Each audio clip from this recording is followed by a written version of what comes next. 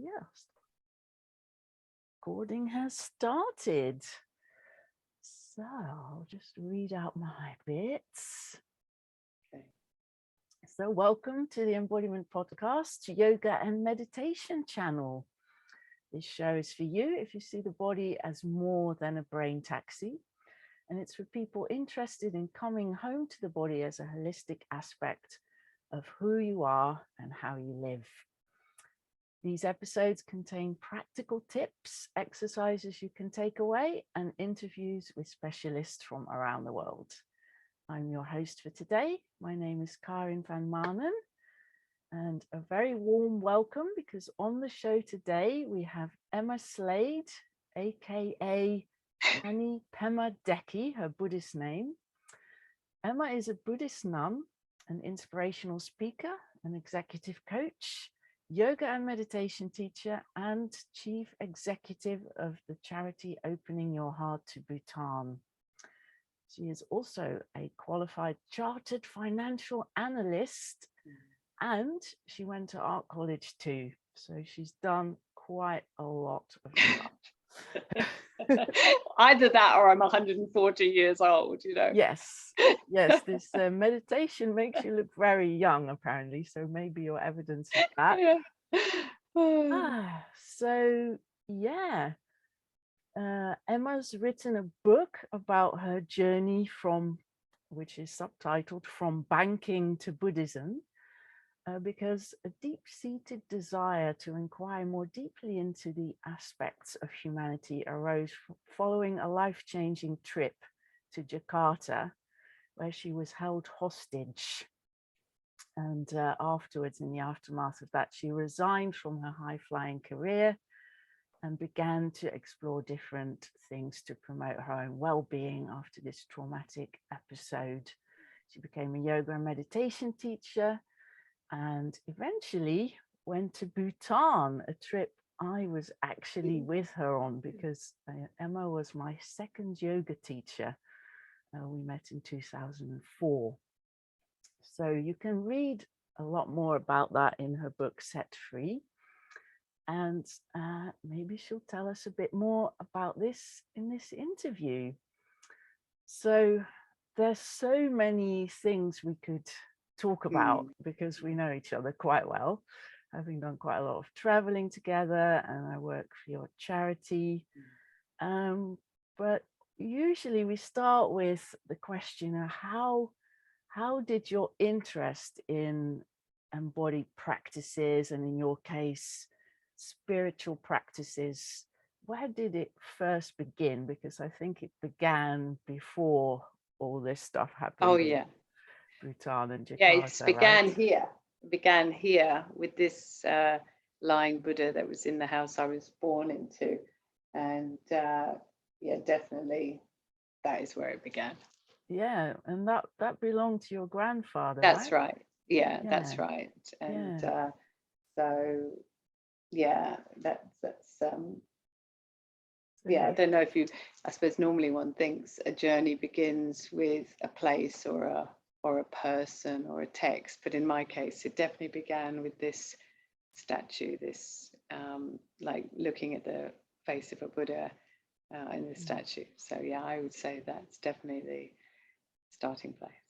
Emma's, if you're just listening on the podcast, we're doing it on Zoom.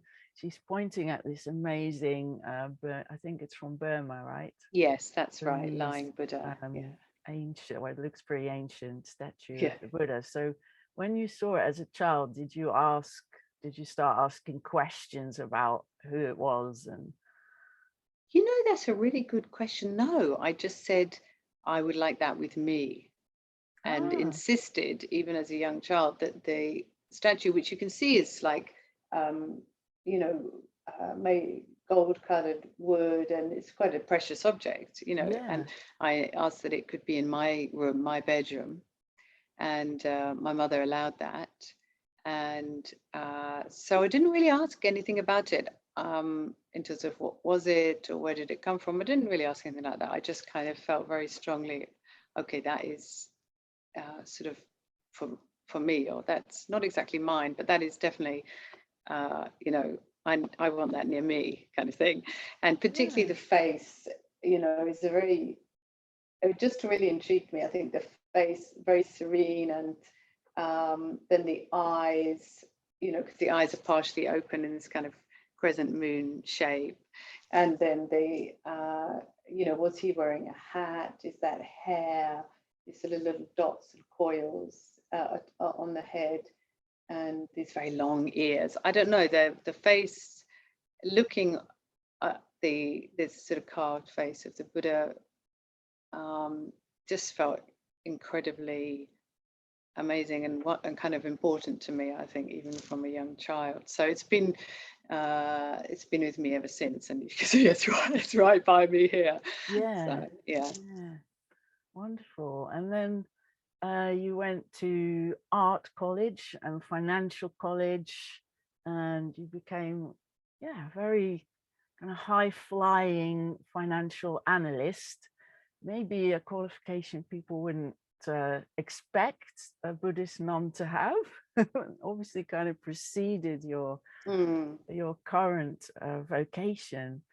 So how did it all come about? How did you go from having that statue in your bedroom to art college to doing something much more commercial and on from there? Yeah, I guess it's interesting. It's interesting, isn't it? But I mean, I was growing up in the sort of 70s, and my mother did buy me a book with a brown dust cover and a Buddha on it when I was about 11, which I really treasured. But besides that, it's the 70s. There's no podcast, there's no Google, there's no sort of Buddhist things that were easy to find. And so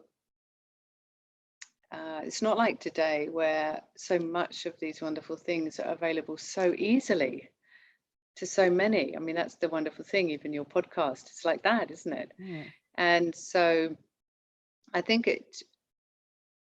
I'm not asking for a different path, but I guess if I had been born in a Buddhist country at that point, then it would have been, things would have taken off immediately. But clearly my connection is also with Bhutan, and Bhutan didn't even really open, it wasn't really open for a long time. So I guess I had to wait and live a life and discover many things in the outer world about jobs and people and difficulties and careers and relationships and making choices. So I had this opportunity to experience all of that, which I feel is very helpful in my current role, to be honest. And so I after the death of my father, I felt this strong inclination to sort of stand on my own 2 feet, and that's when I ended up being in the world of investments. And it was very interesting. It was very, very interesting. It's about as worldly as you can get.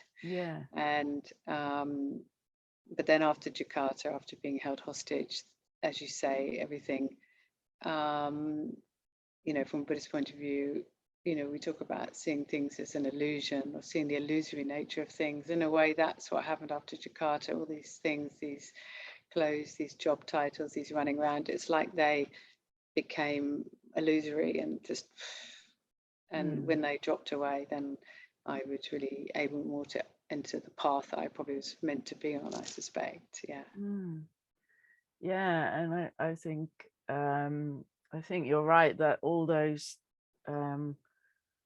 experiences you had, all sorts of relationships, professionally, personally, because you're also a mum, you have a son, and I think often I really can relate really well to teachers who have had that kind of life experience, who know what it's like to be in the world, to be meditating one moment and the next moment you get a call from school, you've got to pick up your kid, or the next moment you've got to deal with the bank or whatever.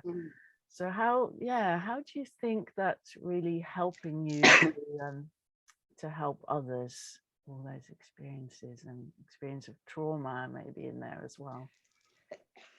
Yeah, I do feel like I've lived about 46 lives already in this life, you know what I mean? So I think I think those rounded experience does help you develop empathy for others. It does help you have a suppler mind that helps you, you know, hopefully put yourself in other people's shoes more easily. Not to pretend you know their experience, but to be able to not be too fixed and have a suppler mind when it comes to others. I think it's also given me a great sense of the courage needed to make deliberate choices in our lives. And I think that can be helpful for other people as well. And ultimately, you know, from a yoga point of view, the whole of a human being has these 5 koshas, 5 layers. And so I think that, you know, whatever you call it, spirituality or the profound nature of a human, whatever it is, it's in each of us, but it's in each of us, as you know from your embodied work, in the form of a physical body and a pranic body, a subtle energy body, a mind which has many layers and many kind of depths to it. So I think the range of my experience has helped me to get that holistic sense of a human, you know, and it allows me, I hope, to adapt my teachings wisely to the people who come in front of me, you know. Yeah, and in embodiment, we do also talk about the layers of embodiment, similar to physical, emotional body, subtle body, mind, and also the cultural experience, the social experience, everything that's going to be behind us from this life and our ancestors. And I guess Tibetan Buddhists would also think maybe previous lives are in there. It's all affecting who we are today. And in embodiment, affecting and also offering opportunity, not just affecting, offering possibility. Yeah, I like that, because we often talk about in embodiment about awareness, having awareness of how we are with all of that, and then how we want to be, you know, what is the opportunity in it, what's the gold in it, and then making that conscious choice to how we want to be in the world. And I know you've done quite a lot of teaching and coaching on purpose, like life purpose. So in relation to people's well-being and happiness, how important do you think that is to have a sense of purpose, of being in service to something that you believe in, that someone can believe in? Yeah, I think it's very important, and I think it is in a way in integral to the human journey of possibility. What is that book by that man that went into Auschwitz? Is it Viktor Frankl? Yes, that's right. And he spoke really eloquently, I think, about meaning and how meaning can be so energizing. I mean, we might call it purpose now, but just in terms of getting through the trials and obstacles and the just plain difficulty of a human life sometimes. He spoke about how, of all the things, a sense of meaningness, a sense of being meaningful, that there were meaningful things for him to do in the world, to contribute to the world, was so important to motivate him. And I think that's extremely true.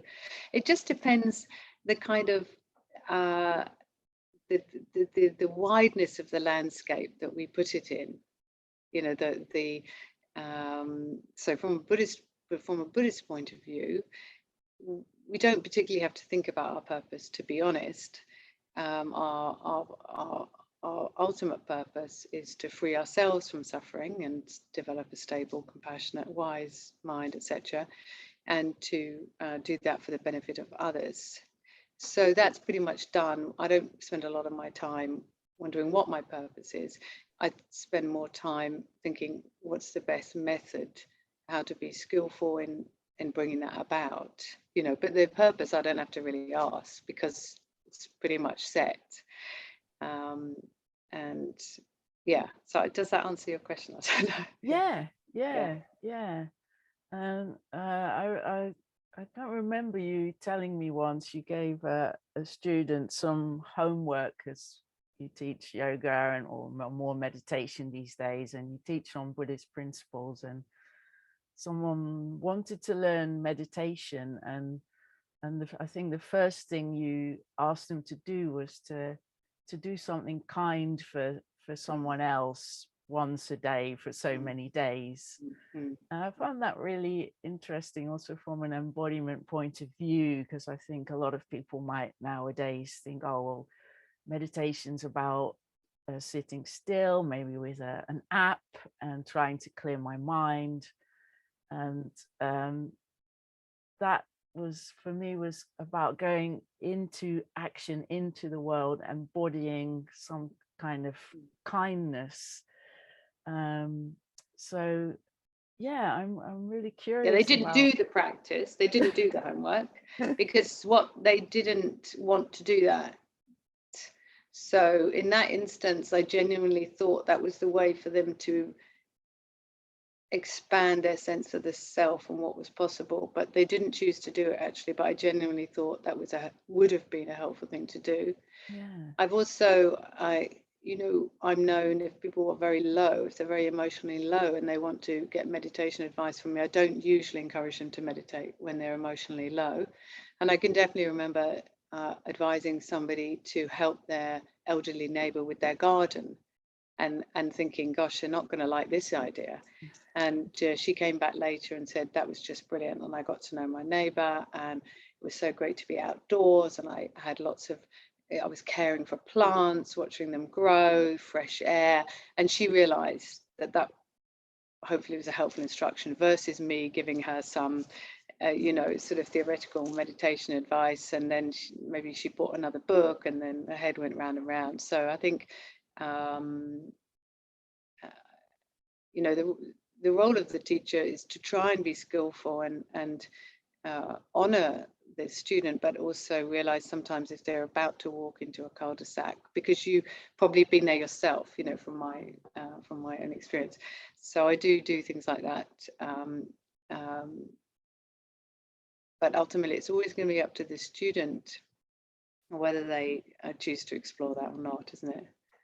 Yeah, absolutely. And I think from embodiment trauma aware perspective, we do get a lot of students in our work who are struggling, maybe not trauma, it could be some other mental health issue, anxiety, depression. And actually meditation isn't always helpful, as you say. It might bring up the difficult stuff even more. Yeah, and when we talk about the importance of feeling meaningful, we find meaning, often joyful meaning, in relation to others. Yeah. In connection with others. Well, that's certainly from the Viktor Frankl book. And I think it's really, really true. And, often if people are feeling depressed, what happens is they begin to isolate themselves from others, and their confidence starts to go down, their sense of their own value starts to diminish. And then they become more and more isolated. And whereas knowing one's connection to others, feeling it, knowing it's meaningful, which is done as an alive thing, it's so essential and so helpful. If somebody's in a bad place, it's very unlikely that meditation is going to be the best thing to do. I meditation in a maybe how you might imagine it, sort of on your own, in quiet.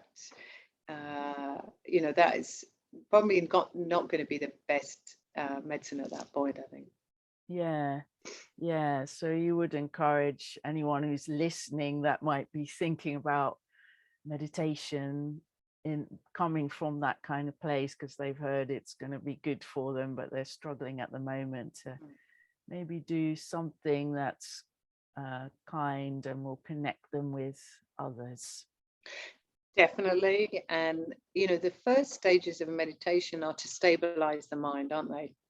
Yeah. They're to feel less driven by the you know, the distraction of worrying thoughts. And we can do basic meditation or mindfulness practice for that. Sorry, I got a slight cough. But we can do many other things that give us similar results. And I think one thing I hope is that neuroscience will begin to look more at the scientific evidence for the benefit of gardening, of stroking your pet, of being absorbed in baking, you know, because all of these wonderful things encourage our parasympathetic nervous system.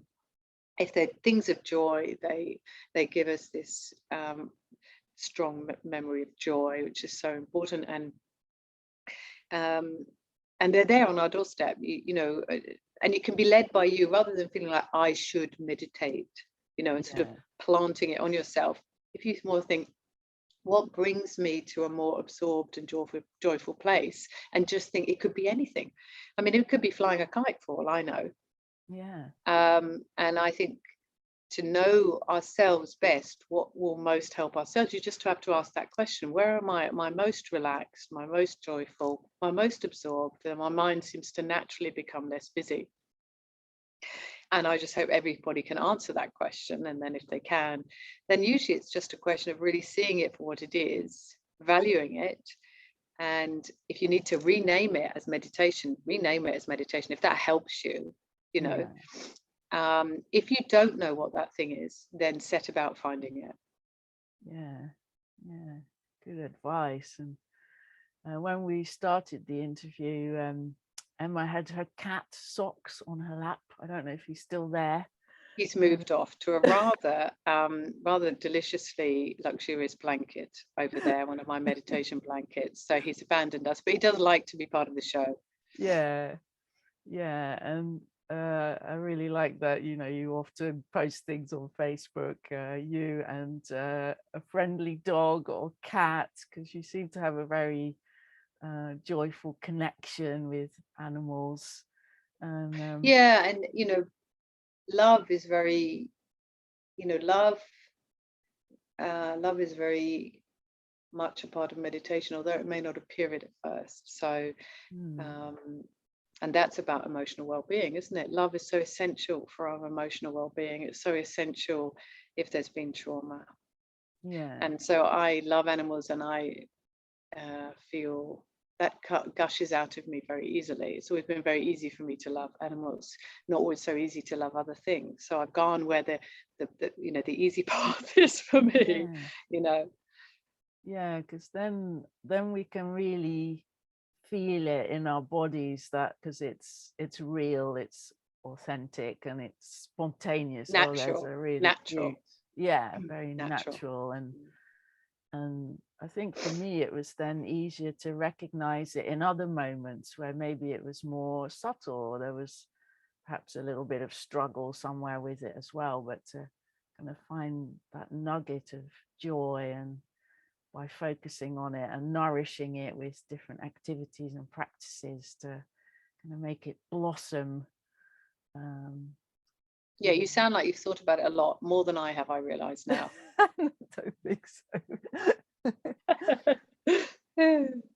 But I think often when my mind's very busy or a bit overshadowed by to-do lists or some other emotions, sometimes it's wonderful to come back to something simple and nourishing, like looking at a beautiful thing in nature, the sky, and kind of noticing I can experience struggle and joy at the same time, basically, and I can balance each other out.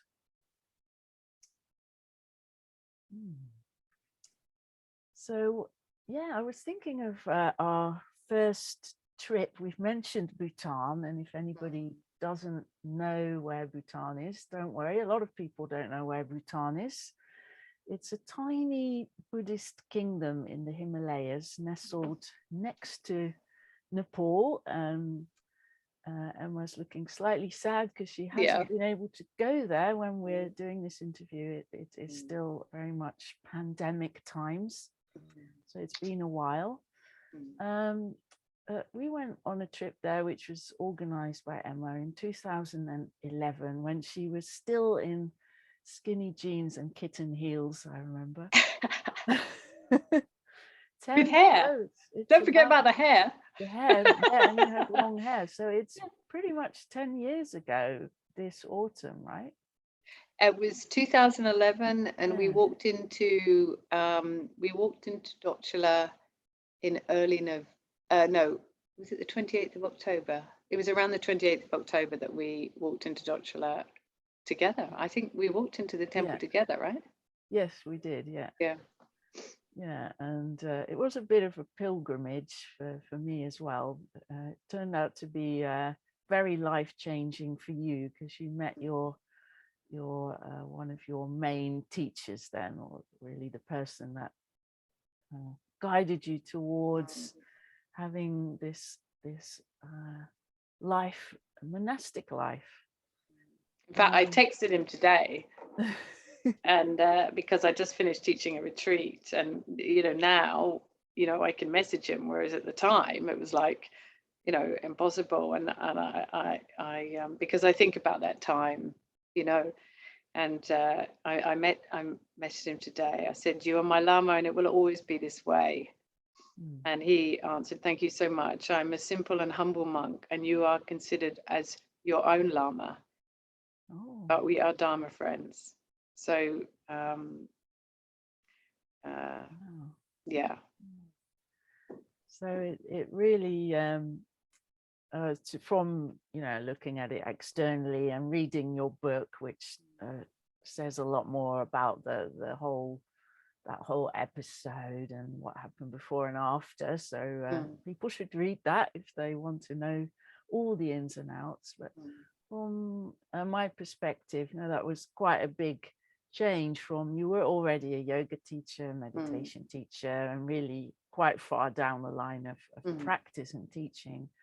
But then partly as a result of meeting this teacher, Lama means teacher, deciding to renunciate your normal life.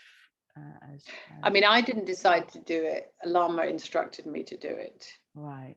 So I think, although, when I was much younger, I had shaved my hair off when I was much younger. And I think obviously there were little signs there that the road sign might go towards a Buddhist nun. Because I had already had a child, I thought, I hadn't even considered it, because I thought, well, that's that's not an option anymore. That's a dead end now. And so I think it's important to know that, because for many people, the question of to be a monastic or not is something that they churn over. They really think about and wonder and question and think, should they, could they, do they want to? And for me, I'd never done any of that, because I'd had a child, and I just thought, not possible.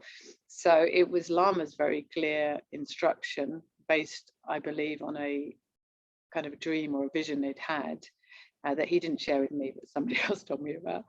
And so it was an instruction from him. It was an instruction which caused me to burst into tears. And obviously I wasn't going to say no, but it really wasn't my idea, actually. And there's a relief in that, because, as I say, many people, especially Western people, they may consider wanting a monastic path, and then it becomes a very big question for them, and they become quite churned up about it. So I'm quite lucky that I didn't have to go in that way, Yeah, and that might seem also quite strange, or I can't quite think of the word, to listeners, that you were told to become a nun, and it sounds like there was no doubt that you should follow what he instructed. Yeah, I had no doubt. I had no doubt. Yeah, I had no doubt.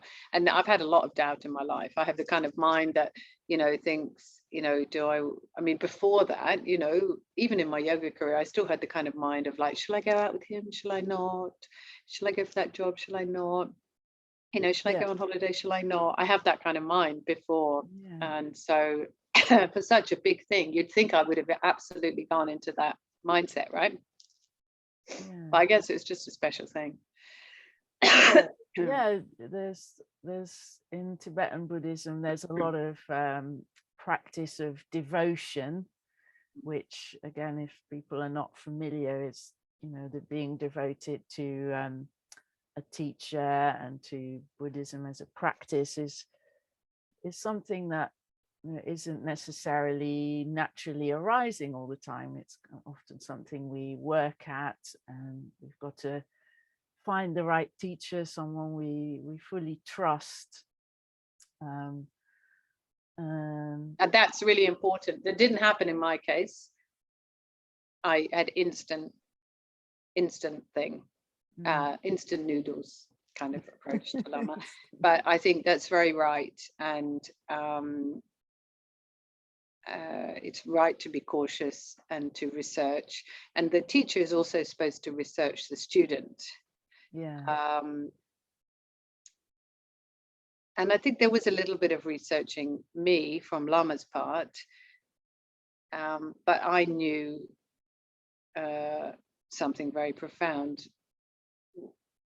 was connecting, and I didn't really need to question my faith, which I realize sounds a bit stupid, maybe, or too trusting, or could make you in a dodgy way, something. But it didn't feel like that. What it felt was that he had seen something in me that even I hadn't seen in myself, and I knew it was the best of me. And that's really the meaning of the word namaste as well, isn't it? I see the Buddha in you, and it's on t-shirts now and coffee mugs, etc. But it's that kind of recognition, which sadly, as you quite rightly say, we should be cautious, can also be abused by teachers. Yeah, and I mean, I'm as a teacher myself now, I'm very cautious.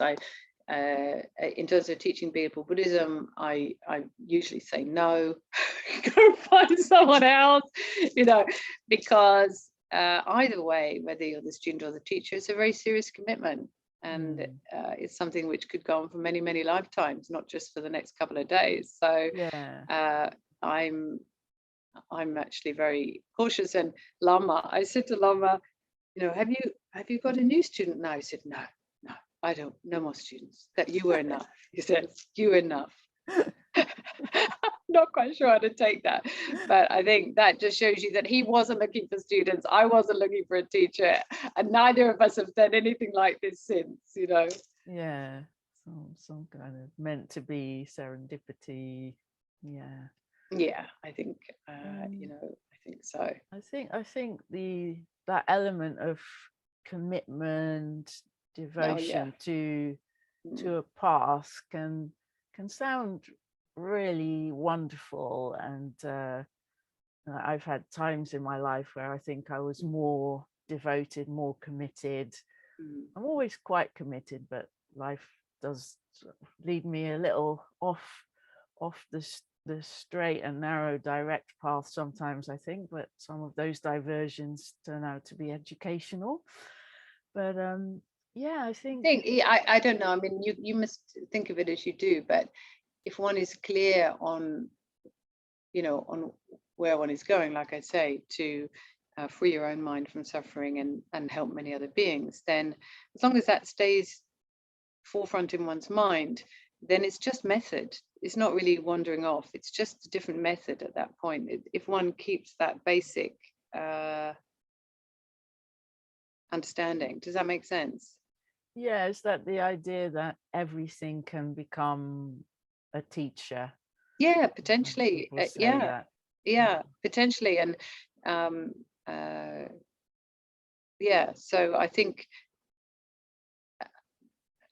I don't know. Do I think that some things are a distraction and others aren't? I'm not sure that I think that. I'd have to mull that one over, I think. I mean, the obvious distractions like getting drunk and falling over in the street or whatever, obviously. But no, I mean, on some level, yeah, I might have to think about that, I think. Yeah, that's a really interesting question, isn't it? So there's some distractions which turn out not to be, like a knock on the door, oh no, a distraction, and then might be a friend in need, and that turns out to be a really good thing. And other distractions. And if you define that knock as the door as a distraction, you will approach it in a meaner way, in a less open way. So I do think we need to be careful around this. Yeah, exactly. I think I've noticed in you and also other Buddhist teachers, I've seen the Dalai Lama do it, for example, that being really present with people, in your case also dogs, it's like nothing's really a distraction when you're practicing being really present in a compassionate way in that moment with whoever it is. And that seems a really beautiful way to live, actually, when I witnessed that. I think if you're going to live peacefully with reality, there is no other way. And I think if we're very binary about distraction, we could end up with the mind quite judging of itself, quite harsh, quite judging of others. So I think it's really worth exploring, actually. Yeah, and I also notice when I'm in that frame where like I'm so focused because I'm in doing mode and I've got a deadline or something, it's like a bit like wearing blinkers, and then everything else becomes a distraction that is very binary and black and white. So there's stages. This is why talking about the mind or the mind stream it's quite tricky to talk about in a generalistic way, and this is, I think, why in the Buddhist tradition so many teachings are given orally between the teacher and the student in a very unique way, because all of our minds are at different points of development, struggling with different things, different levels of stability, different levels of joy. And so you need some general things can be said, but there has to be quite a lot of tweaking. And so when we use words like distraction or whatever some of these words are, it will depend on the context of that mind stream of and the understanding, the wisdom, compassion at that point, Yeah, and we're talking about the mind, and from the embodied perspective, there's so at the very least so much interaction between whatever mind is, that's a whole huge topic in itself, and the nervous system and the body. What's the Tibetan Buddhist perspective as you understand it of embodying a compassionate, present way of being? Is it more of a thing you do with the mind, or do we bring the body into it? No, you definitely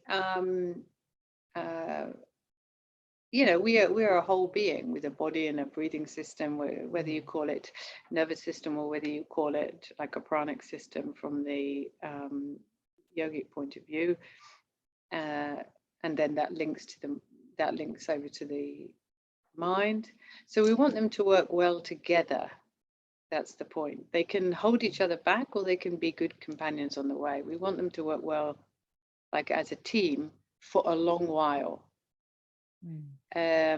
Lama always says to me, now I do everything just with my mind. And I think that,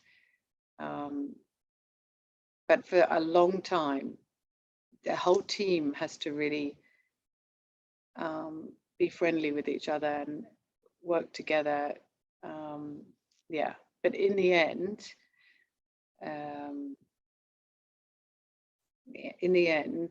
whatever you call the mind or the mind stream will be the most important, because from a Buddhist point of view, or a yogic point of view, we read the yogic text exactly the same, because the subtle consciousness will leave the physical body. So how we've dealt with it, how we've how do you call it, like being the custodian of it, in terms of the body and the pranic system and the thoughts that we've had and the skills we've learned to keep ourselves completely well, they're going to impact the nature of the subtle consciousness. But ultimately, the subtle consciousness will leave the body. The body is compound phenomena. The nervous system is compound phenomena. But while all of these elements are together, yeah, they should work as a really wonderful team. Yeah, and this is, of course, one of the things in embodiment. The body will deteriorate. It's a big practice in all schools of Buddhism, I think, and yoga, to be aware of that impermanent nature of the body, and at the same time, certainly from the embodiment perspective, and it sounds similar what you're saying, to take really good care of it, not to just diss it because it's gonna die. Yeah, that's right. It's impermanent. Yeah, we can realize it's impermanent, but we can also realize that it's elemental, and reality, one level of reality is elemental, right? It's like the flesh is like the earth, and the moisture in the body is like the water of the river, and the heat of the body is like fire. So yes, it's impermanent, but it's also none other than the nature of the reality on some level too. So that can help us maybe feel, yeah, okay, it's impermanent, but it's also connected. It's the nature of reality around me. It's I have it in common, these elements, I have it in common with what I see in the garden, and the sky is like the space element. This river is the water element that I also have. So there's maybe that also adds another interesting dimension to this point. Yeah, and some of our listeners might have experienced some of the embodying the elements work on some of our courses, where we great bring a lot of awareness to those elements in the body and action, good. And that will enable us to be more careful with the rivers and the earth, our own, but also the others, Yeah, much more connected to not just other people, but also nature. Those practices can be so simple and yet really, really profound, I think, when we really sense those elements inside of us and around us. In terms of your monastic practice, again, maybe you could tell the listeners a bit about what your life looks like, because they might be thinking at this point that you're probably in a monastery, but you're not, right? No, I'm definitely not in a monastery right now, particularly because of the time of COVID. And so I have been lucky enough to spend time in monastic situations in Bhutan, but all throughout this last 10 years, I've still juggled being a mother with monastic duties, and that's been a reality for me. And I've spent much time behind the boundary of a monastic institution, and I enjoy it. But I'm also aware that there's something in me which really likes connecting to people, and I love talking to people, and I love sharing things, and obviously I set up the charity. That's extremely important to me.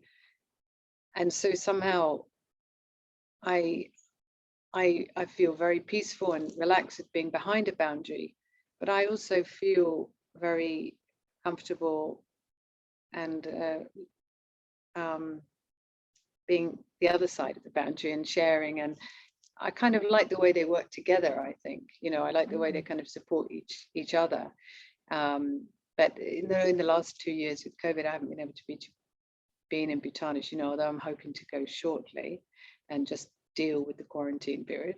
And but I think I'm not, a lot of people who meet me say, oh, you're nothing like I thought a nun was going to be. And I think that's partially because I like to have a sort of sense of humor. I like to be very approachable. I like people, and I'm quite active. I'm quite energetic. And so I think for me, it's been about balancing behind a boundary and outside a boundary in my particular path. Yeah, and it might surprise people, like it surprised you initially that you can be a monastic if you've had a family. There's in at least in some of the sort of more modern Tibetan Buddhist approaches, there are options to integrate these two. If you're going to, you need to be an extremely strong person. Yeah, I would imagine. And I think it's extremely lucky that I had Lama and that strength of connection was there. If it wasn't, I think it would have been, could have been very difficult. I have met one or two other monastics who were trying to do something similar, maybe caring for elderly parents, or having sort of a foot in both camps, and it's not easy. And you are a renunciate, so you've taken all the monastic vows, and in fact you are the first and so far only Western nun to be ordained in Bhutan. So you're in the Drukpa Kagyu lineage. Apparently there's an American lady, I think, who's was ordained in the Nyingma lineage in Bhutan. So I always try to get this really, really accurate. But yes, I'm definitely the only Western woman for the Drukpa Kagyu lineage, which is the main lineage in a way in Bhutan. And so it's the lineage of the thunder dragon, and it's the lineage with the emphasis on the oral instruction, hence Kagyu. Ka means mouth. So it's that way. That's also why it's very important for me to be in the country in order to gain the oral instructions from my teacher. There's no way that my teacher, who now it's the teacher who gave me my vows, there's no way he's going to be on Zoom. So I have to physically go to Bhutan for any teachings to sit with him. So in terms of renunciation, so you've renunciated, is that the renounced word? Renounced. Certainly have renounced romantic sexual relationships, and there's lots of other vows, like you're not allowed to dance, I believe, unless it's a religious dance. So again, that might sound really difficult to some of our listeners, and I think I used to think that it might kind of cut a part of myself off if I renounced certain elements of my life. I did have a long period of celibacy or abstinence, because it wasn't a celibacy vow, but abstinence. And actually found, it does free up a lot of time and energy for other things. And you certainly, to me, seem like someone who's very alive. So how has it been for you to make that choice? The celibacy thing, you mean, or generally renouncing? All those vows, like really making a vow not to. Well, coming back to that word distraction, not necessarily distraction, but it's been fairly easy. There's been a couple of times when it's been harder, because nearly 10 years now, so that's a long time. So it's been fairly easy. I think, I think from the outside, renunciation may appear very much as you're losing everything. It's all about what you haven't got. Yeah. But I think from a practitioner's point of view, your aim is to bring out the best in you, what we would call your Buddha nature, right? And so you look at those things in terms of, okay, so would drinking alcohol bring out my Buddha nature? Unlikely, might bring out a karaoke queen, but it's not likely to bring out a Buddha nature, And then would being in a very much a one-to-one relationship where a lot of your focus is on that other person, would that really fulfill the idea of becoming a compassionate and wise person helping many beings? I mean, it could do, but it's definitely not necessarily going to. And so it's really like that. You've said you with integrity, you're going to try to free yourself from anger, from greed, from being selfish, and then you just find the methods to help you do that. And so living simply, where you're not thinking about lots of clothes and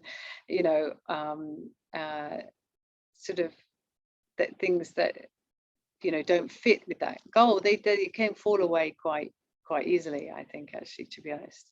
And I mean, sometimes it's tough. You have to be a strong person. That's why being monastic is definitely not for everyone. You can be a profound practitioner. You can, you become an enlightened being. You can help many, many beings in any form. You don't need to be wearing robes. But for certain people, I think it helps us to wear robes. It helps us to it's just the right way. And I think, I don't know how, having been born in Whitstable, done this and done this, I don't know how it ended up being the right way for me. But it is. And yeah, but it's not the right way for everyone. The point is to find the right way for your own being, in this particular time. Yeah. And I think you know that very well, Karin, because you've considered different ways and different options. You thought carefully about it, isn't it? Yeah, absolutely. And it still sometimes, it seems like a wonderful thing to do, but it's not something, certainly in your experience, the way it's gone for you, it's not something you just do for a little bit, though there is some kind of trial period, right, where you take temporary vows.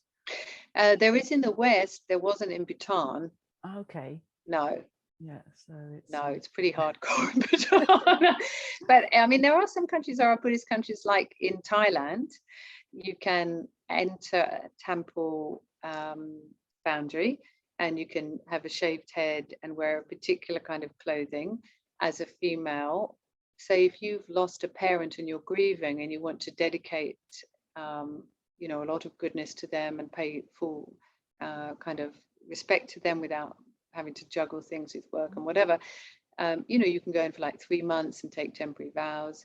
And monks in Thailand, they tend to do, men in Thailand tend to do quite regular periods of time within a temple. I think it maybe even be a regulation. I'm not too sure. But in Bhutan, it's a little bit more like you take your vows, you have taken your vows. I mean, some people don't decide to continue with that, and they will change their dress back. But it's definitely not like one of those round doors in a hotel, where you can go in and out and in and out. It's definitely not like that.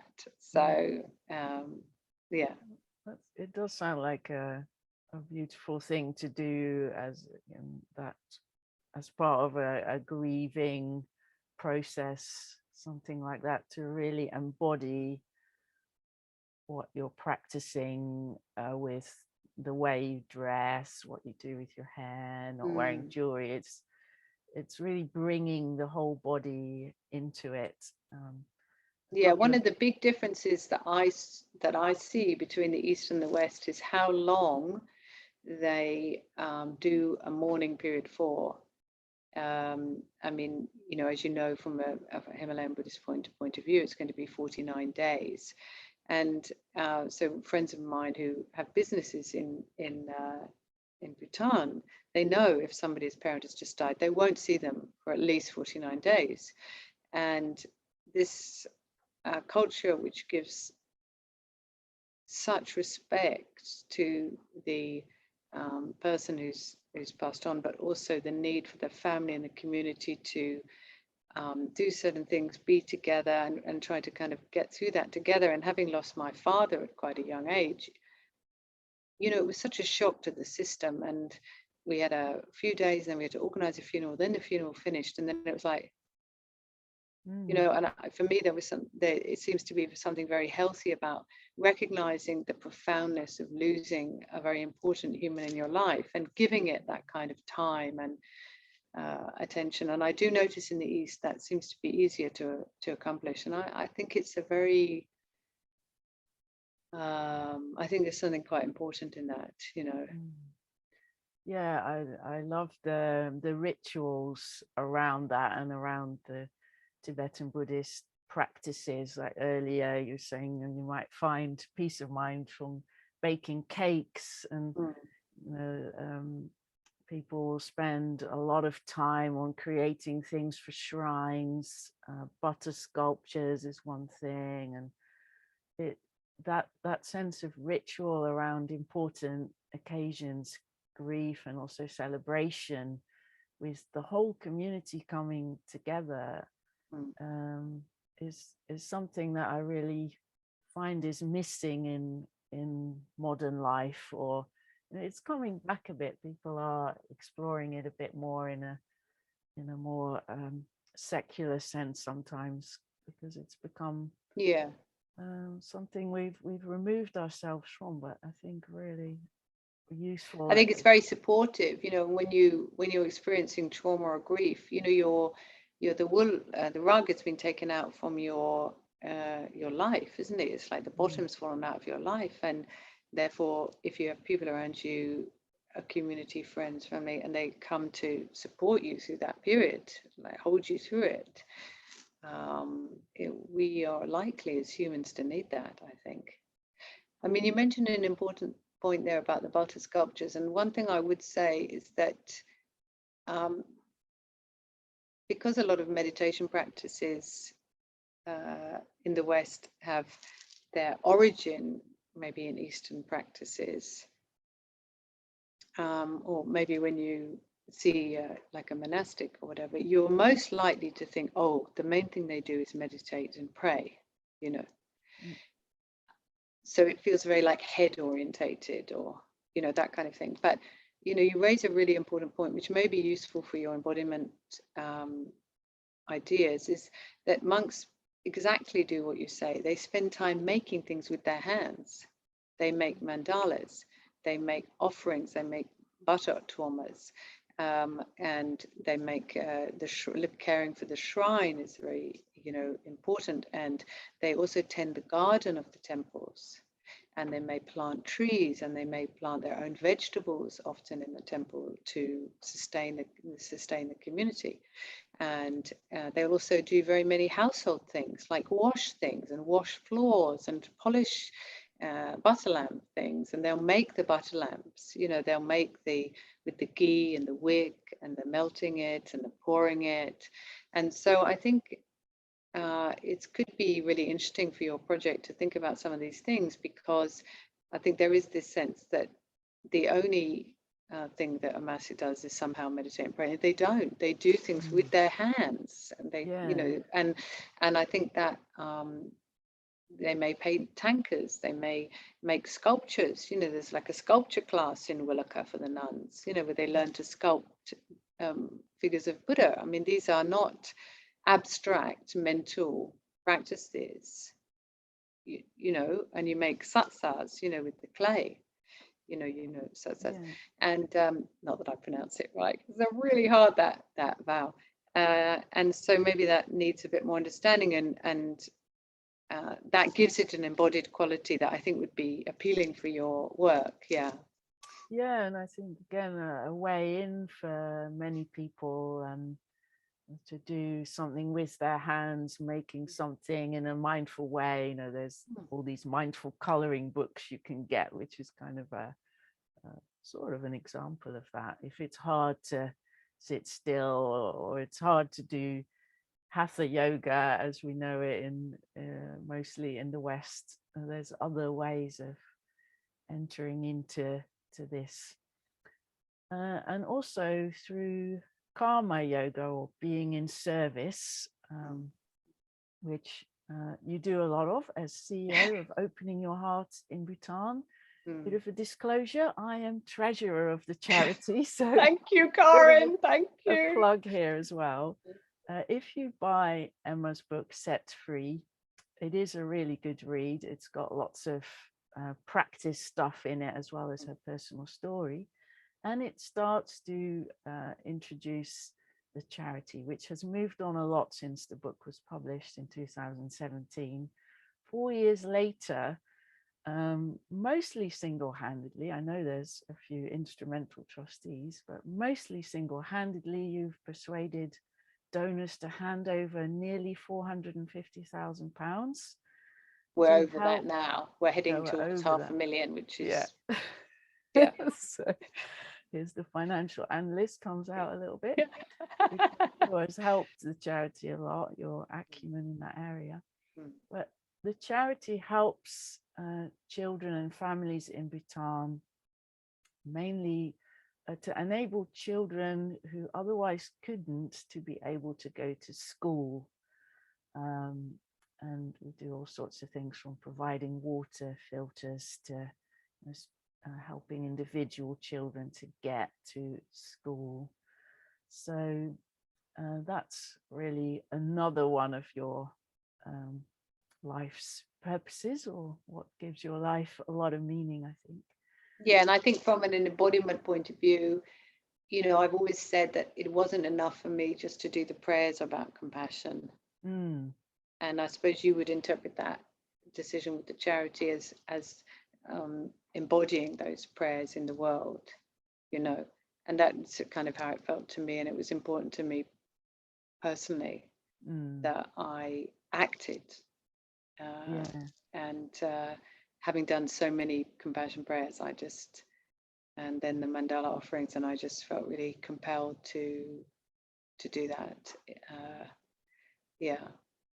I remember reading a joke in the Ladybird Book of Mindfulness, those jokey books about all sorts of things, and there's a cartoon of a guy, a friend asks him for some practical help, and he says he's too busy doing his loving kindness meditation.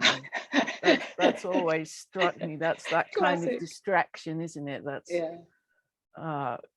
it's not quite right. So. Yeah, I mean, it can, but there's always stages. You just hope the stage you know, grows into another stage and doesn't get stuck there, you know. And how's the balance? Because I know you have periods of being extremely busy with that, and your son and your family, life in general. So how do you manage to, do you have any good tips on balancing your practice and maybe all these kind of pulls on your time to sometimes deal with heartbreaking stories and wanting to, I'm sure, jump up and do something right away for someone? Do I have any tips? Well, recognize what you can't do and try desperately to get people to help you the bits you can't do. Recognize your strengths, and because if you keep trying to do something that is very hard for you, it becomes, you know, very exhausting. So I'm lucky to have you in my life, and also Sue Hills, who's the charity secretary. And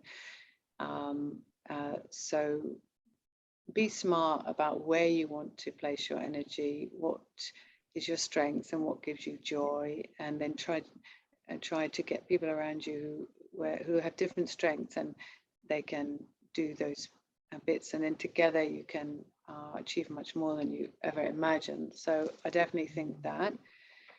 as I described before, with being behind a boundary or outside a boundary, I think all humans need to take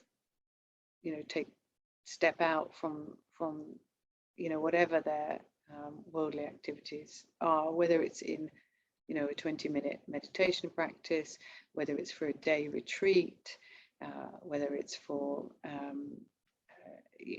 whatever it is, something that really nourishes you, and the more you do that, the easier it is to cope with many things outside the boundary wall, etc. Because, like my Lama said, you have to be your own Lama in the end. Yeah. And so I don't know if there's really tips, but there's a few points there. I'm also quite stubborn. probably helps. And just keep remembering the person you really wish to be, or the contribution you wish to make, the footprint you want to have left, and take it at the right pace, but don't forget it. Yeah, that sounds really good and wise. Is there like a small practice you could recommend to support people's practice of compassion, embodying compassion, like something someone could do every day to develop that inside themselves?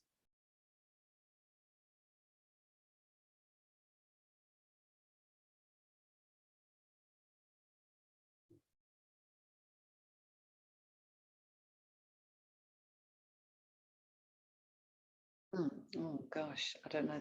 I don't know about a practice.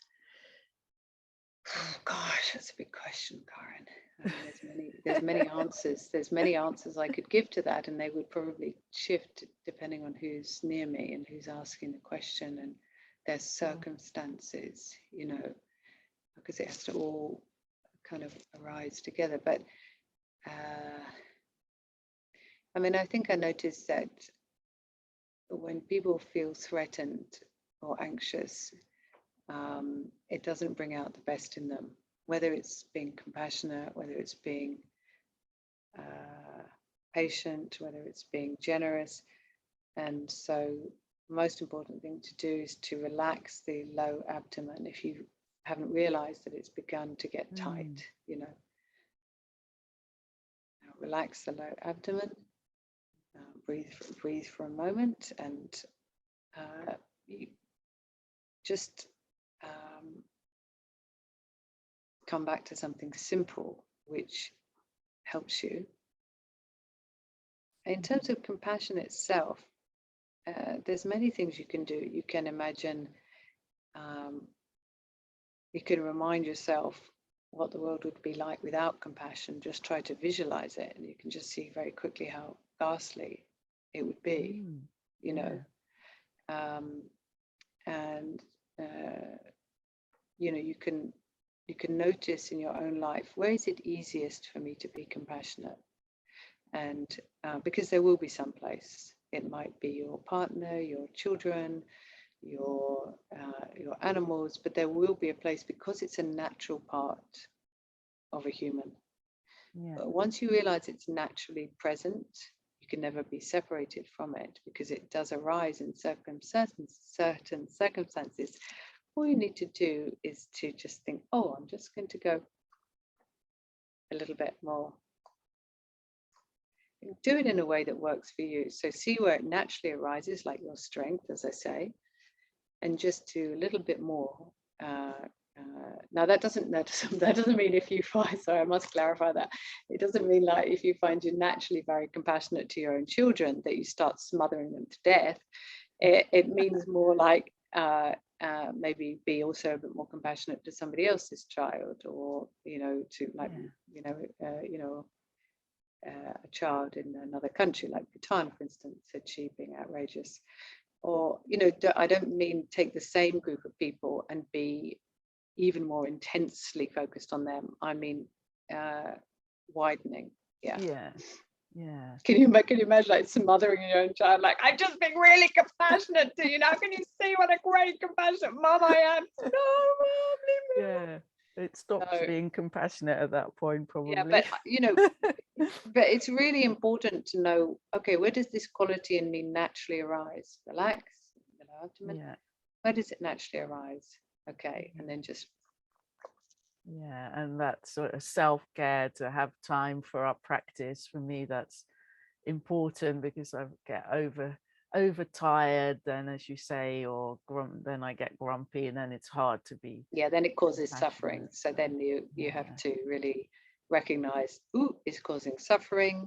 Let's draw back, maybe draw up the drawbridge a bit, because if you carry on, you'll have things to regret. And that's very hard for the mind. Regret is very hard. Yeah, indeed. So we've gone to pretty much an hour, I think. Oh my goodness, it feels like it's flown by.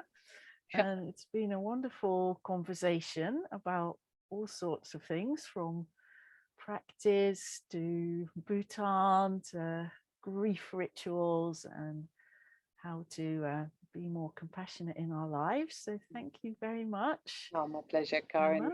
Great. Congratulations on all your work, and I wish the best for everybody listening in, and don't give up. No way. And if you want to learn more about Emma, her website is emmaslade.com. The charity website is openingyourhearttobhutan.com. You can also find these in the podcast notes. You can order her book on Amazon, Set Free. If anyone's watching the video, that's what it looks like. Great read. A lot you can learn from that. So thank you, Emma Slade.